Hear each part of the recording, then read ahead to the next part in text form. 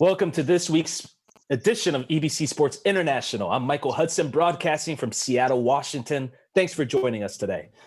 With me on our program are our EBC correspondents from across North America who will discuss topics from the NBA to our top 5 sports movies of all time.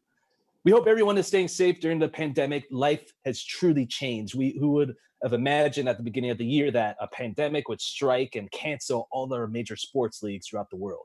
You know, while there are no sports games or matches to cover, there's still a lot of interesting conversations that happen between friends about sports. And that's what we have for you today.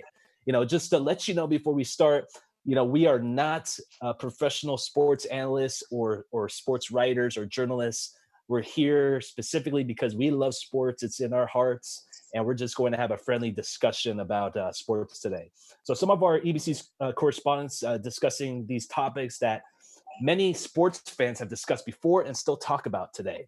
But before we get into it, let's meet our correspondents and see what they're doing during this time when many people are staying at home because of the COVID-19 pandemic. So guys, when I introduce you and call you out, I want you to answer this question. Who was your sports hero growing up and why? In Las Vegas, Nevada, we have Aljamain Santos. Hey, what's up, Mike? What's up, everybody? My hero growing up has always been Kobe Bryant.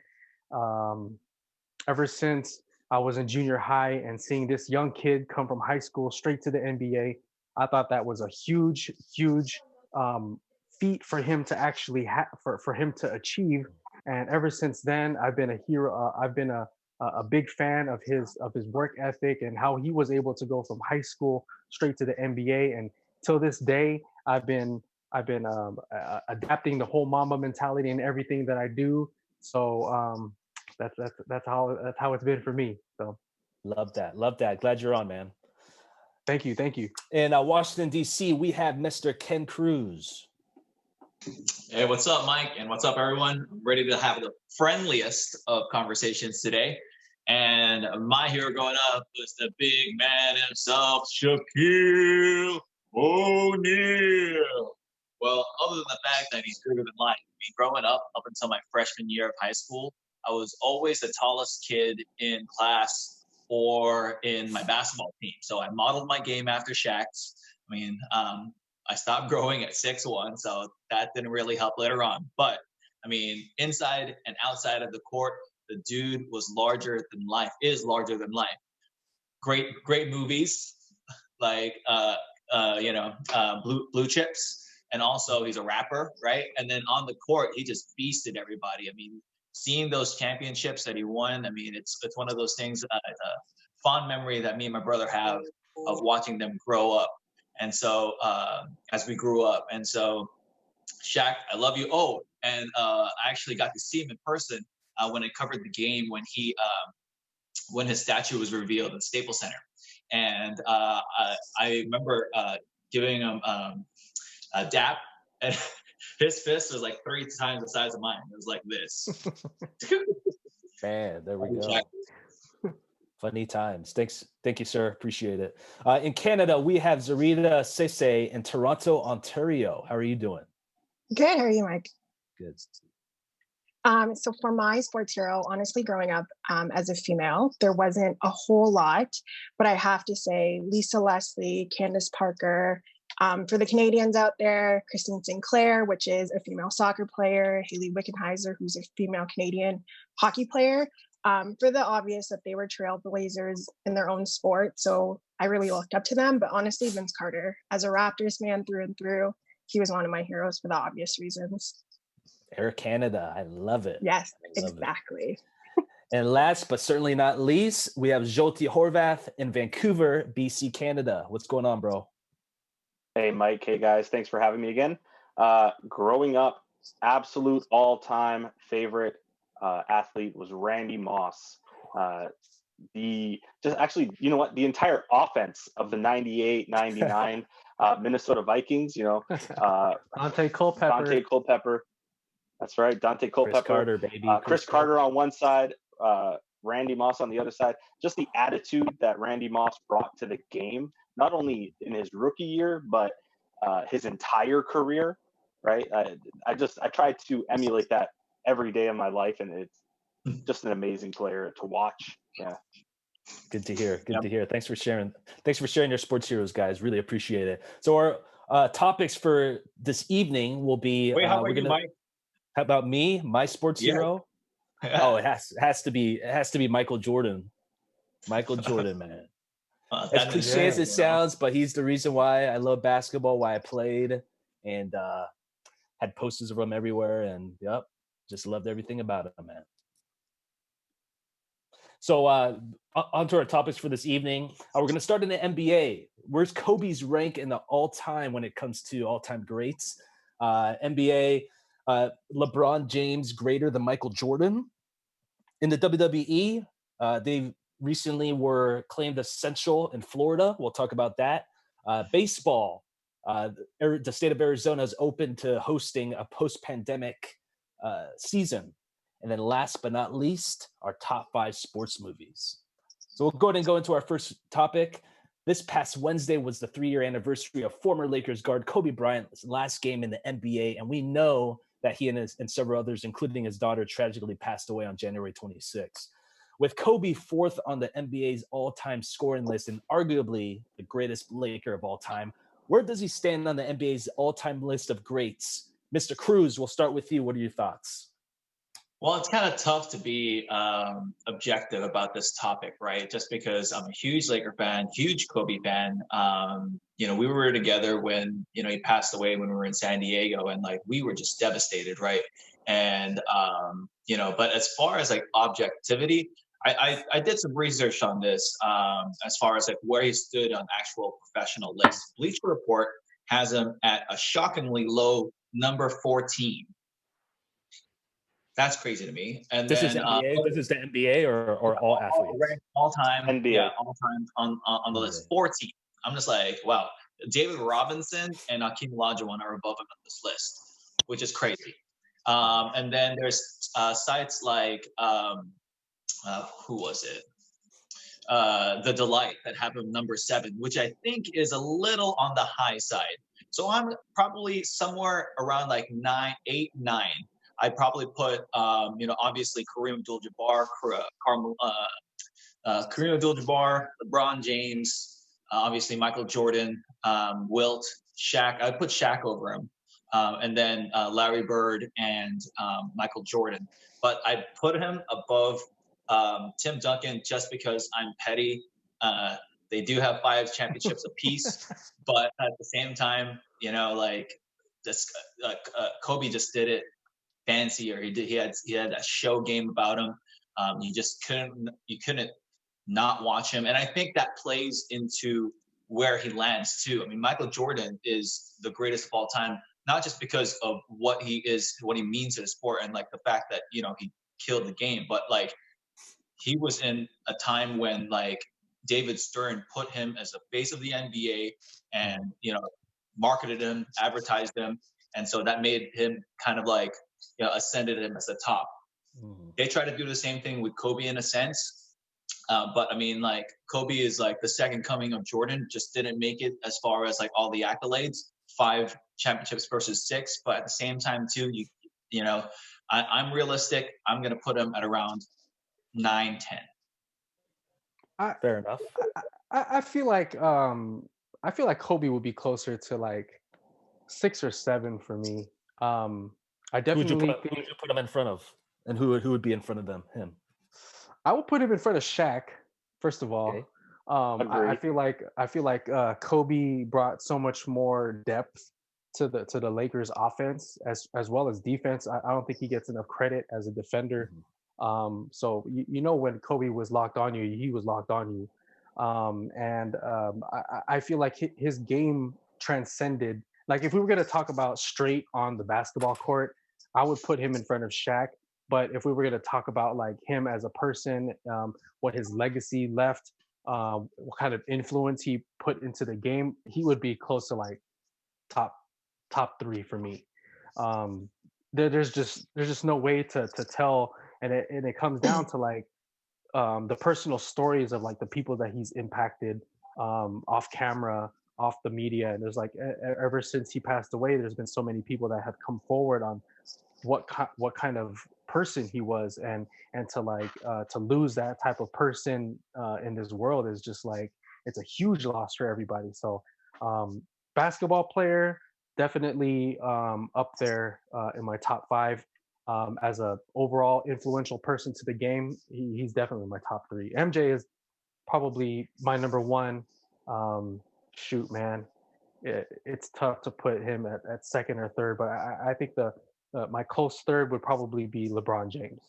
So you have LeBron. So both of you guys have LeBron over Kobe right now as all time. I think so. Yeah.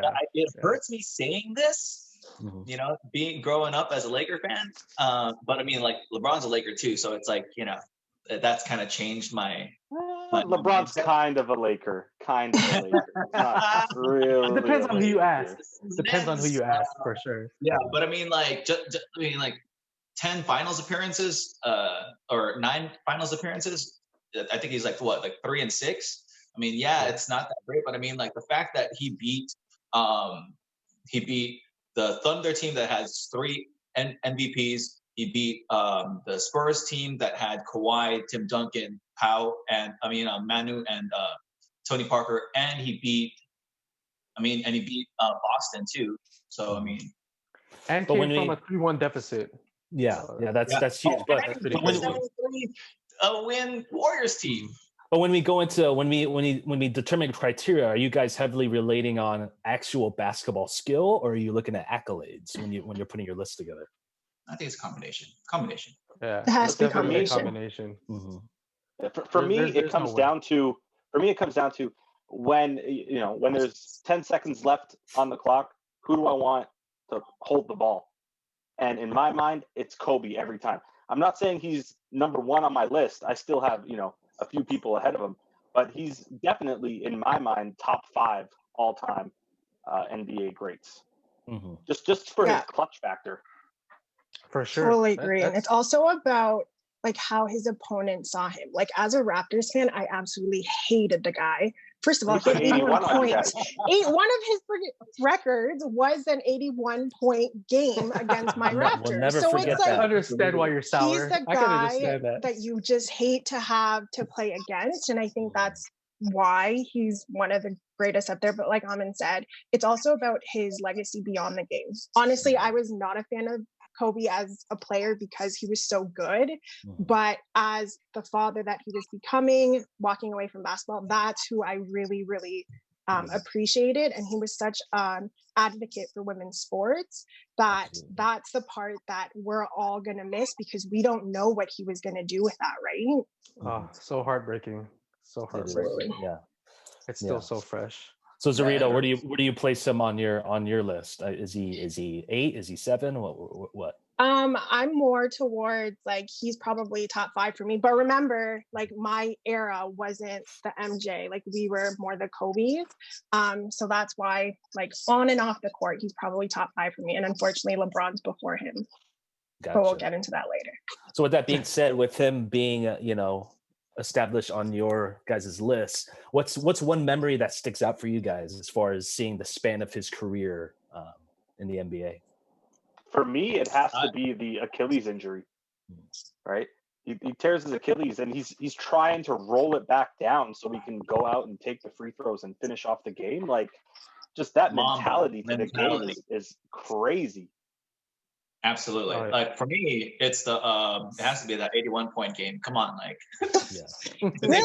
Really? It's an absurd amount of points. Okay, but it's against the Raptors. You realize that, right? Well, I mean, like, yes, it's against the Raptors, but the Raptors are, for better or less at that time, an NBA team, and he did it pretty much. And it wasn't like they put him in the game because, like, even though they were up by like 30, 40 points, they were close throughout that game. And so he needed those points. And the best way to make those points was not to pass the ball, but to take the shot. And that's what he did. Mm-hmm. For me, my memories of Kobe Bryant, those defining moments of seeing the type of player he was every game that he played against the Phoenix Suns. Because that rivalry between Raja Bell and Kobe Bryant was just like Everybody Yep. always talked about that. When those two went at it, it was just like, dude, there's gonna be a fight. There's gonna be a fight between these two. And the way Raja Bell always like locked in on him, and the way Kobe would just look at him like, bro, you're not touching this ball, bro. You're not scoring on me. You're not defending me. I'm on you. That's it. Just all the games that they played against the Phoenix Suns in that era, for sure. For me, it's all the Yeah. footage that you see of him in practice, and just the level that he expected from the rest of his team is like, if I'm going to work this hard, I expect you to do the same. So that's, again, for me, just him off the court is scary. He's a little intimidating in practice.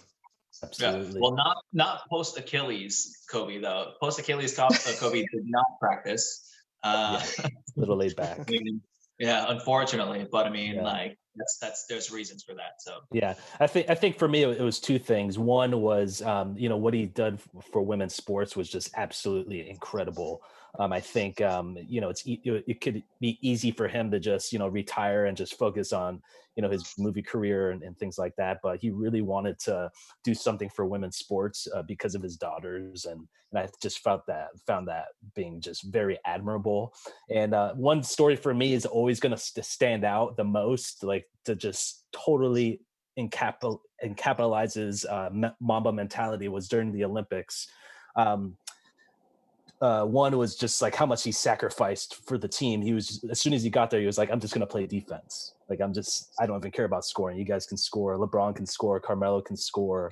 I'm just going to play defense. And then I remember when they played Brazil and he was guarding Leandro Barbosa, and he did not score he literally did not score a single point the entire game. And this is Barbosa, a guy that's like averages 15-16 points a game in the NBA, has won a couple 6 Man of the Year awards for the Phoenix Suns, and Kobe just totally shut him down. So that's something that I'm always going to remember from his career. That's something that's always just going to stand out. You guys talk about him, doing all this stuff for women's sports, which I agree with.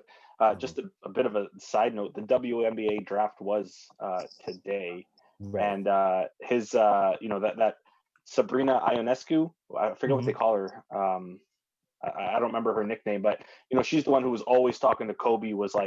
Kobe was like her mentor, right? She actually went number 1 overall tonight, so that's a pretty cool side note. Yeah, and they also named a award after Kobe and Gianna, like I think it's the Women's Advocacy Award. So it's like a new award that WNBA came out with. yeah, Sabrina spoke at his memorial too. So I mean, Yeah, they talk. Yeah, so I think it's safe to say that he's definitely in the top 10 in all of our lists, at least. Yeah, I have him probably at the 7-8 mark, but I think it's safe to say that he's in the top 10, and also he's touched a lot of lives, and his legacy will live on. So I'm very, very grateful to have seen him play. I'm sure you guys were blessed to watch him play as well, and we can at least tell our kids or our future generations that we're lucky to see him play. Well, another thing another thing he brought was just really quickly before you move on. Sorry, Mike. Oh, sure. Yeah, no problem. You're shooting a paper ball into the garbage can. What do you yell, right? Kobe. Yeah, for real. Yeah. Well, I mean, not when I was growing Oscar. up, it was Jordan, but yeah, I get what you're saying. Okay, well, I mean, yeah. you're aging yourself a bit, but it's Yeah, I was there at Staples Center the day after he passed, where they were doing all the memorial stuff, and in the middle of LA Live was this circle area with a trash can in the middle, and like all these kids, everyone was throwing pieces of paper into the bucket. Awesome. Yelling Kobe. It's pretty cool. That's awesome. Okay, great. So we'll go ahead and take a break before we go on to our next topic. It's going to be LeBron versus Jordan. Who is the GOAT? So we'll be right back after these messages.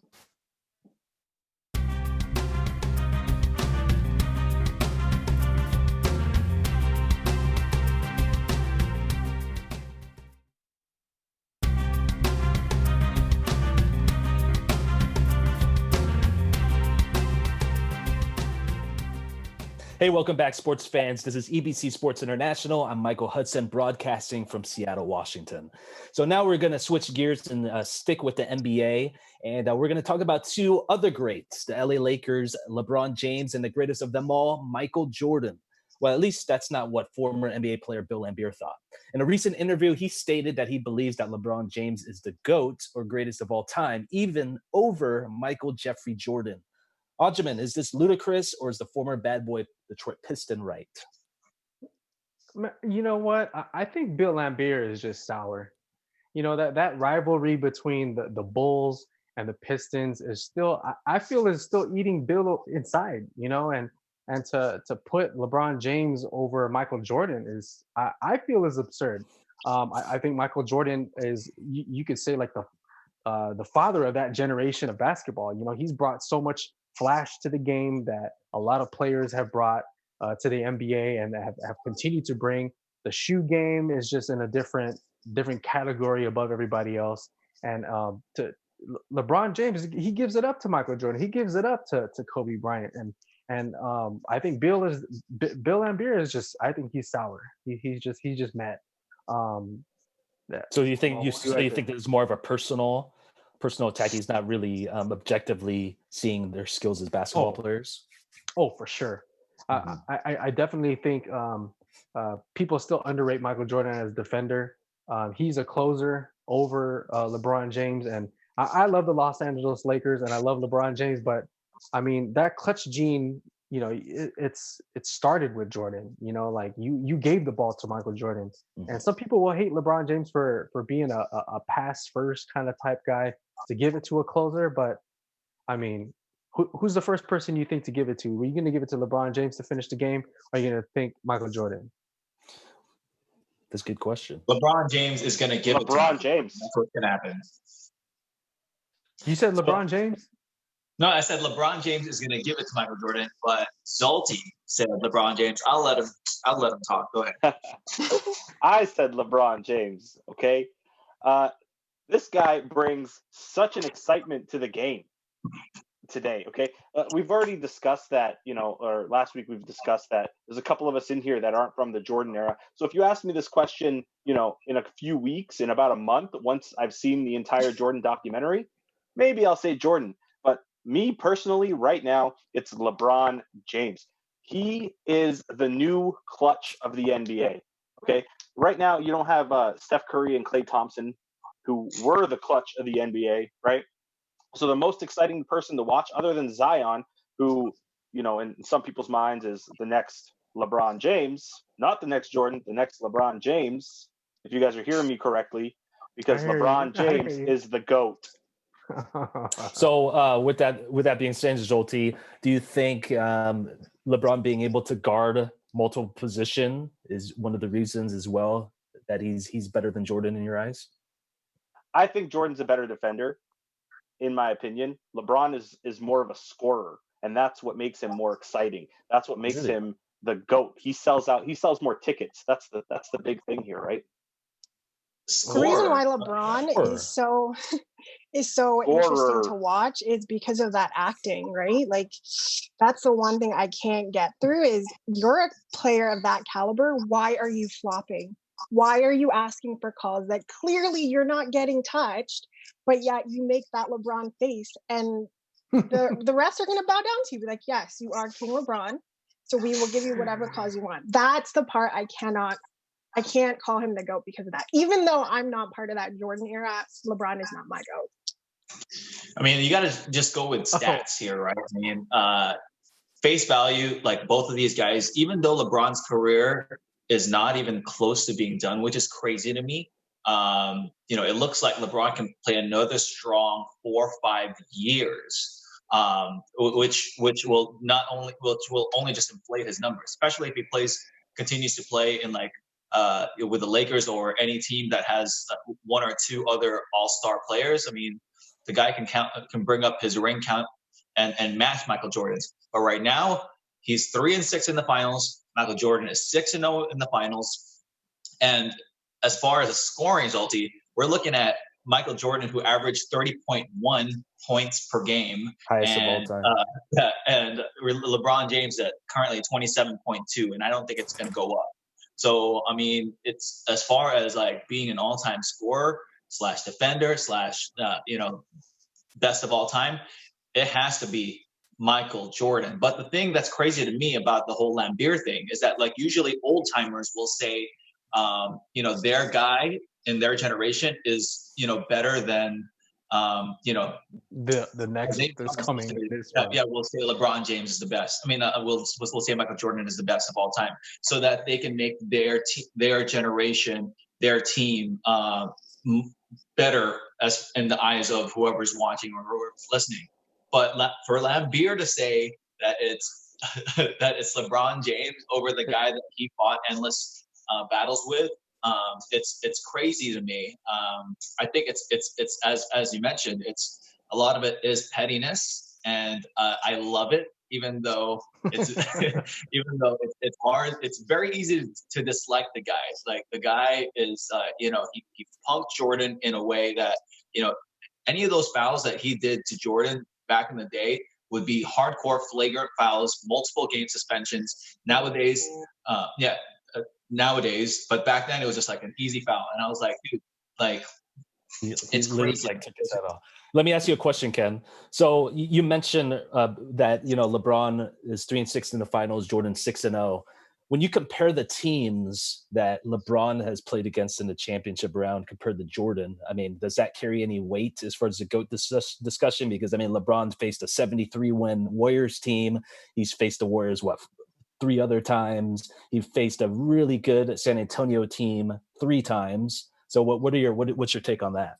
I mean, it's huge. I brought that up earlier, right? Where, like, he beat some big boy teams. LeBron James, absolutely. And he will potentially beat some big boy teams, like, in the next couple of years, maybe even this year, right? My take is that he's going to beat the Clippers and he's going to beat the Bucks this year to take the championship. My hope. But I mean, as far as, like, that's not to say that Jordan didn't have his share of crazy battles. He battled against, the Pacers, which we brought up last week, battled against the Jazz, which were an amazing team, right? I mean, the bad boy Pistons during their time. I mean, he lost a couple of those too, but I mean, like, to go 6-0 is no easy task, and go on 2-3 peats. That's insane. I mean, if he didn't take that mini retirement, he could have been 8-0 easily. I mean, it's just crazy to me that, like, this isn't even a conversation just because and I think this is going to be a huge turning point after these next few weeks of documentary. People's minds are going to change. You're going to see how great Michael Jeffrey Jordan is on HD, glorified 4K on our TVs, and it's going to be an amazing sight. And Michael Jordan said it himself. You're going to hate him after this documentary. He brought something to his teams that we kind of got a glimpse of with Kobe, with the media kind of in their practices and things like that, calling people soft. And Jordan is like not a social person. He's like I'm here to win. I don't want to do anything else but win. So don't get in my way. And he brought out his players to the best in his players. I can definitely say that LeBron is GOAT compared to Michael Jordan when it comes to fan experience, fan exposure, handling the media. Jordan never cared. Michael Jordan. Yeah. Jordan didn't care. There you go. You guys heard it here first. Ken thinks LeBron's the GOAT. Use that as a snippet. Don't take the clips. No, I mean, it's one of those things where you see how well LeBron interacts with his fans, interacts with the media. I mean, it's and, like, just stays nice and clean. It's crazy because, like, in the day and age where every single thing that these athletes do is on the public eye, LeBron has been able to, keep his image clean and, give a positive overall fan experience. And I think that has to say something as far as overall what they bring to the table as an athlete. So let's say LeBron wins three more championships and adds his total to 6. Does he surpass Michael Jordan? I would What do say you guys so. think? I would say so. I don't think so. Definitely. Definitely. That would mean he's gone to 12 finals. Just He think lost about 6 that. though. Lost 6. Yeah, but still just getting to 12 finals is ridiculous. Yeah, I mean that's longevity. You know, like how hard it is to do that at any given point. I mean, There are people who won't even make it to one. Michael Jordan 6-0, but I mean, like he's only 6 finals. Yeah, but you can also make the argument all those times Jordan lost in the first round, the second round. Right. I mean, Absolutely. One thing Getting I to the will finals is a huge test. One thing I will give LeBron is the amount of power he has on whatever team he's on. Like there's jokes about him being the GM of whatever team he's on, and essentially he's pulling the strings behind the scenes. So I will give LeBron that. And also just being able to attract the players that essentially he needs to win. I'll give it to LeBron there.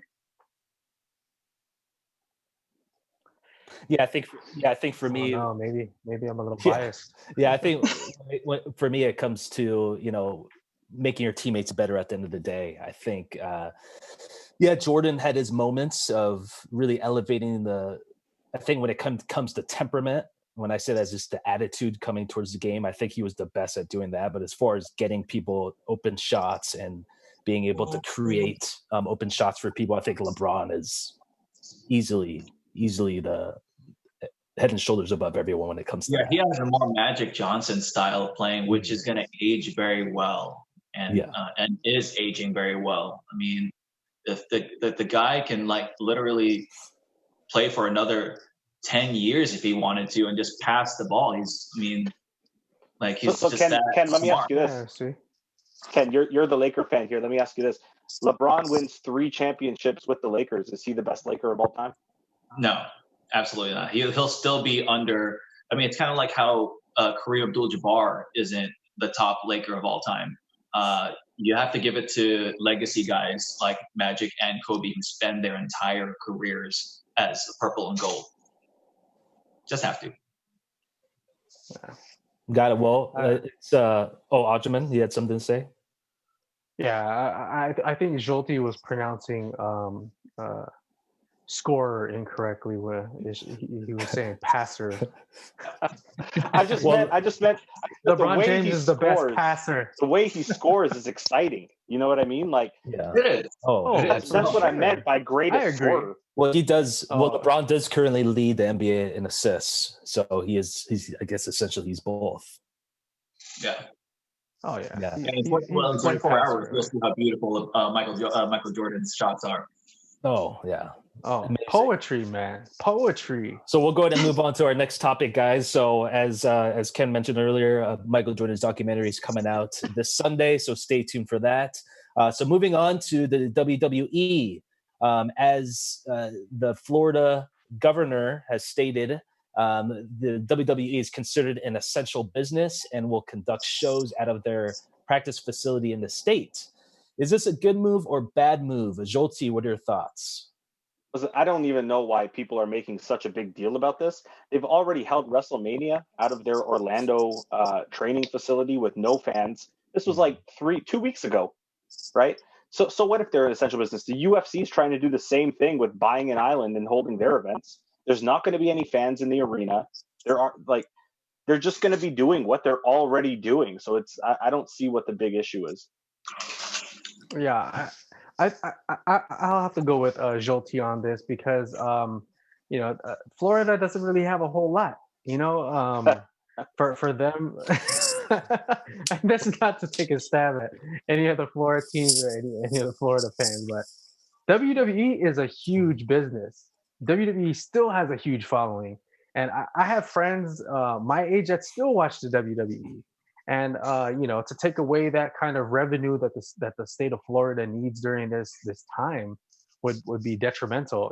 If you're going to talk about larger market teams and things like that, like the New York Knicks or the Lakers, or right now the Milwaukee Bucks, if you were to consider them as an essential business, I would probably say no, because of the market that they're in. There's a whole lot more going on in those cities and in those states than to take away. If you were to take away basketball from the city would still function, but the state of Florida, I mean, what else is going on in Florida, I mean, I agree with you, Amin, in that point where Florida is a different animal. And, if you've watched Tiger King, which I think 99.9% of us have, Carol Baskin's Big Cat Rescue is in Florida. So, I think it was today, they just opened up the beaches and parks in Jacksonville, despite all these circumstances. So, like, knowing that they're a different animal, it's kind of strange, right? Where, like, it's a full contact sport, lots of sweat, literal blood, tears. And in my opinion, it's kind of making a mockery for those of us that have to wear the face mask, to have to stay 6 feet away from each other while those guys choke slam each other. It's crazy that they get to have their sports, and also I believe a WWE employee does admitted to having tested positive for coronavirus. So I mean, like, at that point, like, shouldn't you shut it down? Like, it's one of those things where all it takes is one, and then everyone else gets it. And so, if we have to suffer, I think everyone else should take the time to let this ride out. Get the curve, lower that curve, and then we'll all go back together. But as I mentioned, Florida's a different animal, so I don't know. We need to ask Carol Baskins if she agrees with the WWE opening up again, because no animals will be harmed, so I think she'll be okay with that. Yeah, she got a big cat. So does anybody know as far as how they're going to run, like, logistic wise? I know that the pandemic is still pretty strong in that state. So do you guys know of any precautions they're taking as far as testing and ensuring that the hygiene is kept well in that facility? Well, as Zolti said, it's pretty much the same thing. Mm-hmm. Sorry, Zarita? All I know is it's in a closed facility. They've come out. It's funny because when I read their statement of why they think they should be essential, they called themselves, their brand has been woven into society, and their superstars bring families together and deliver a sense of hope, determination, and perseverance. So I think that's reaching a little bit. But wow, I mean, okay. They said that's a big reach. Yeah, that's a big reach. I'm not a fan of WWE, but I know a lot of people are. And you know what? If they figured out a way to already put on a production at this point, so they're doing something that works, minus that one player or that one employee that got tested positive. But at this point, they've done it already. Just allow them. You know what, though? It is a lot of people in the arena, even though it's like, because I was reading it too, even though it's, a closed facility, they still have their production staff in there, their media staff. They have, doctors. They have just a bunch of people, like well over the amount of people that you're supposed to have in one place at one time. If they're taking their precautions and testing and things like that, fine, go ahead. You've already been doing it, like I said. But I mean, it is a lot of people in one place that shouldn't be. Well, just think about what they're doing. It's not as if they're like, they're staying hugging 6 feet away from each other. They're literally wrestling. Hugging each other, man. Dude, I don't know how you can be healthy with that. That's just, I don't understand. I don't know. But yeah, you're right. You're right. And when you say that, all it takes is one. And I hope that they take all the precautions necessary to ensure everybody's negative, because once one person's sick, I mean, that's going to be 10 people, and then that's going to exponentially grow and get even more worse. So we hope it everything works out for the state of Florida. When we return, we will be talking about MLB's plans for post-pandemic plans for the MLB season and our top 5 sports movies of all time. Don't go anywhere. We'll be right back in a moment.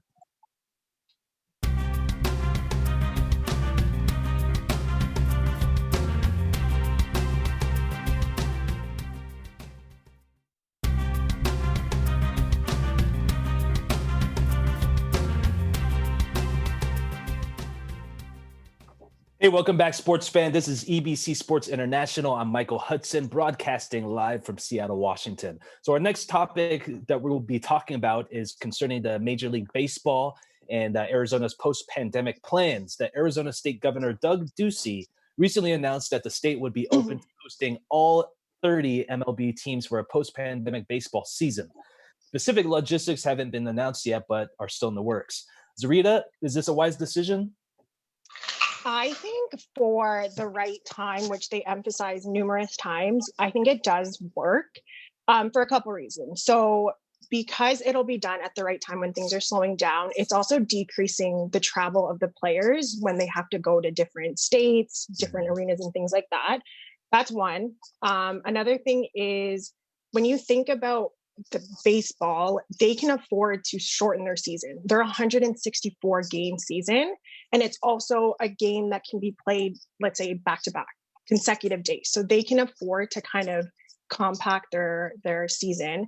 And also they have the facilities to do it, to host that many teams, because they already host spring training. So again, as long as it's at the right time and kind of there's agreement between teams, I don't see why not. The only thing that I'm thinking is the families. I know like families have come out and said they're not comfortable unless they're traveling with their players. But again, logistics haven't been decided, but I think, hey, why not? If like the Chinese Baseball League is already up and running and they've been one of the hardest hit. So I think for any of the sports, they're one of the ones that potentially actually we see something concrete that they can work with. I think since spring training is already in Arizona, I think that's perfect, right? So like they're apt for multiple games, multiple teams, multiple fields. So, and baseball players are used to playing double days. So you can keep the 162 even if you really wanted to keep 162 and have players play twice a day. I mean, like the teams are huge for a reason. They'll probably just have to cycle through their lineups a little more. But I mean, if you really want a lengthened out season, you can make it work since everyone's going to be in the same place. And also another benefit is that you minimize the staff needed. So instead of having to employ a bunch of staff in each of the different stadiums, all you need is just like that one specific spot in Arizona, and that limits the exposure as far as coronavirus. So, and another thing is that the weather is going to be hot. So I mean, it's great baseball weather. So I think that's what makes Arizona a good ideal spot to host all the teams. It's going to be hard for traffic for the local people, but I think that's something that the rest of the baseball world is willing to sacrifice for Arizona. Do you guys have any insight as far as how the revenues will be split up? Because usually, every baseball field, in every city would be filled, and obviously the owners would get revenue. So was there any details on that as far as how the revenue split would be if it's just in one location? I don't think there's been logistics are part of it. I don't think that's been decided yet. Right. But to touch a little bit on what Ken brought up as far as like exposure of the virus in Arizona, I think the state of Arizona has, had the lowest amount of cases throughout the nation. I'm not sure if it has anything to do with the warm weather that they have over there, but if they take the proper precautions to make sure that the teams that are traveling to Arizona are screened properly, tested, and make sure that the minimal amount of staff that follows them to Arizona, it could be possible. Something to consider as well is continuously testing the players, testing the people that are traveling with them, and the people that are bringing them to the facilities. I think that's something that we talked about through our chat to make sure that this virus doesn't enter that area. Because once somebody is tested and they are positive for the virus, there's no way that you can tell who is going to catch it next. So I think if they take the proper precaution to make sure that whoever travels with them and where they go is tested and clean, then I think it's a possibility. But we don't know the logistics yet, so it's really hard to As determine. far as, can it be done? Yes. Should it be done? No, definitely not. Okay, first off, these are my opinions and my opinions only. Baseball should not be played without fans. It is boring enough to watch it on TV with the fans in the stands when they're showing all the fan cams and stuff like that. Watching it on TV, watching it on TV with no fans in the stands, oh my goodness, I'd rather watch paint dry. Okay. The only way to watch baseball is if you're in the stands enjoying the game with your friends, your family, and that's not going to happen in Arizona. It's not going to happen. This is true. So will it work? Yes. Should they do it? Definitely not. For the sake of the game, huh? Yeah, well, For the sake of entertainment wise, absolutely, it's going to be a huge hit. But I mean, like, just think about the TV revenue that can be made from this. It could be anything, and that kind of brings me back to Mike's point, or Mike's question about like how the revenue would be split. I mean, whoever is able to get the TV rights for all these is going to be making a ton of cash, and then that's probably going to be split between like the unions. State of Arizona. Yeah, I mean, yeah, the local economy over in Arizona is going to be booming, and I mean, there's a lot of positive that can be made out of this. My perspective is always some sport is better than no sport. And the fans won't be there physically, but I mean, I would rather be able to watch paint dry than no paint at all. That's a good point. Well, we'll see what happens. I'm sure there'll be more details to be uncovered within the next few weeks. But, the most important thing is that we get through this tough time, which is the pandemic. So hopefully we'll have sports here sooner or later. So on to our last topic for tonight. So, a lot of us are still inside our homes, and we take a lot of time watching TV and movies. So we took the time to compile our top 5 sports movies. So what we're going to do is we already wrote down our top 5. So we're going to present starting with our 5th and move up to 1. So on 3, we'll go ahead and show it on screen. Our 5th favorite sports I'm going to preface my choices before we reveal that I'm not a big movie person, okay? So please don't laugh. Thanks for the warning. 1, 2, 3. Oh, nice choice, Mike. Oh, I don't know how mine's like reverse, but anyways. Cool runnings for mine. Yeah, Space Jam. You have, what's yours, Zarita? Jerry Maguire. Whoa! Creed, Waterboy. Oh my goodness. Waterboy, that's classic. That's so Zarita, I'm curious. Jerry Maguire, how did you think? Is it a sports movie you think because Cuba Gooding Jr.'s character? Yeah, to a certain extent. Show me the money. It is a great movie. But again, I love it. I'm not like, let's just say I don't watch a lot of movies, okay? Goodness gracious. And then Space Jam, Aljaman, number 5. Come on, why? Yo. Why? Oh, yeah. Why number 5? Space Jam. Come on, it's the first movie. It was a little bit low, but I had a few tough choices to go between. I just think it was like a bar that Michael Jordan set for these basketball players, like, to be one of the first to do an animated film, and then at the same time provide that a positive message to the kids and even the kids within the adults, to see Michael Jordan with Bugs Bunny, I mean, that's just automatic classic for me. Yeah. Zolti, favorite scene from Waterboy? Oh, it's got to be, well, I don't know if I should say Captain Insano! Gatorade is better. Let's say that. Oh, gosh. Then Ken, Creed, what was your favorite part about that movie? Yeah, from Michael Jordan to Michael B. Jordan, just seeing Michael B. Jordan beef up and like take, a movie franchise to the next level. I think that was amazing to see. I mean, I always respected Michael B. Jordan as an actor, but once I saw him like take a physical role like that and be able to show emotion not just with words, but with his boxing technique. I was like, this is amazing. I mean, Rocky actually surprisingly isn't on my list.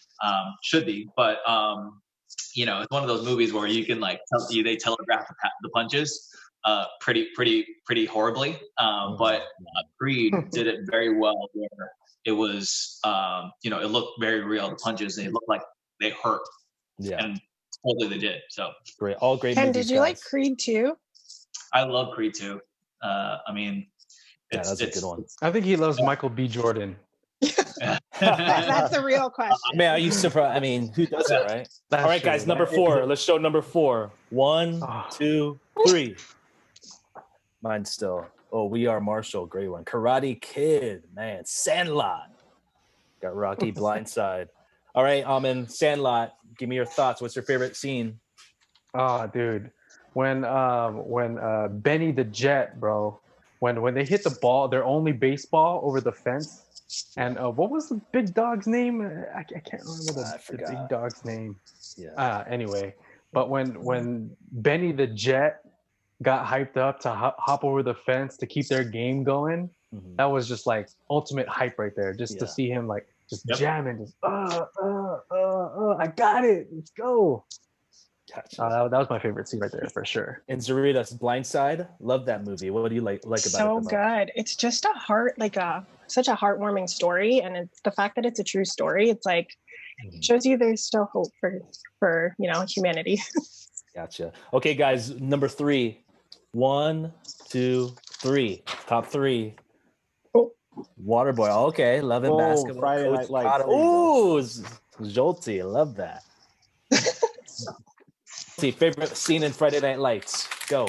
It's a sad one. It's when Booby Miles blows out his nose. Oh, the part when he's in the car. That happened to me. That happened to me. And it's just it hits me right in the feels. Yeah, I think the part when he's like in the car with his grandpa, and then he gets the news that he can't go back, and he like starts crying.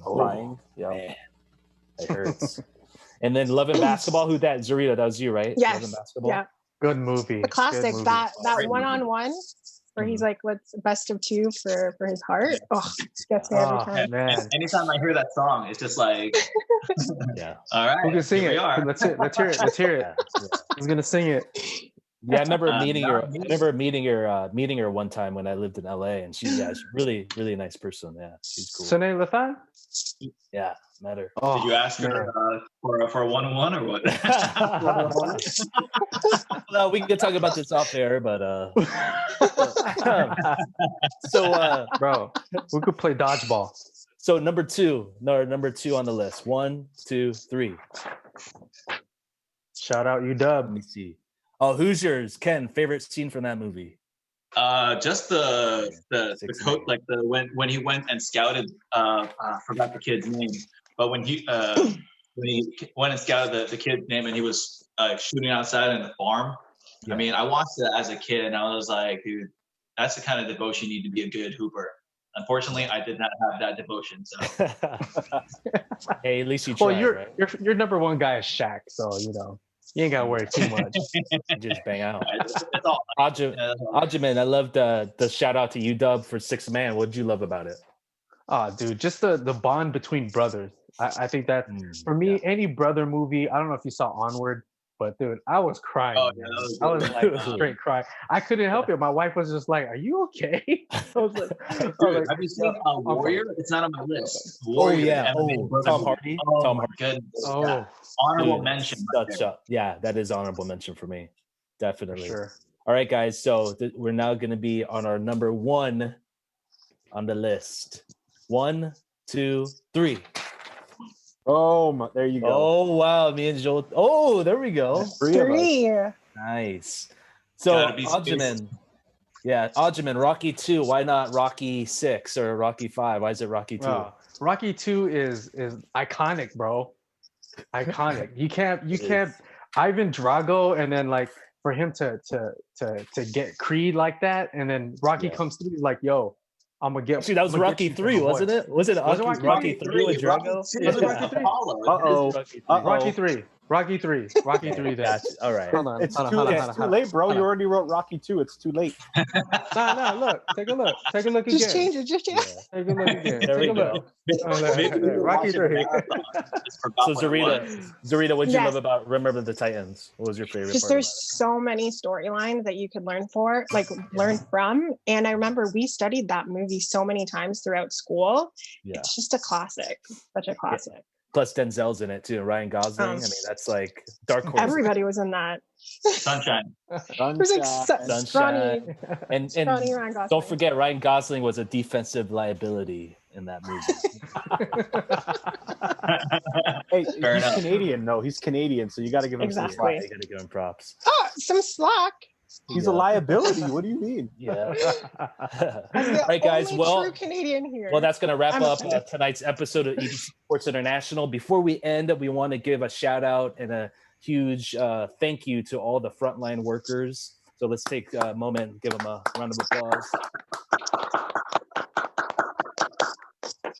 Thank you so much, everybody, for watching. We are, make sure to visit our websites at eaglenews.net and eaglenewslive.com. Like us on Facebook and follow us on Twitter at twitter.com/eaglenewsph. Share your thoughts and also comment. Thanks for watching. I'm Michael Hudson. We live in interesting times. Peace.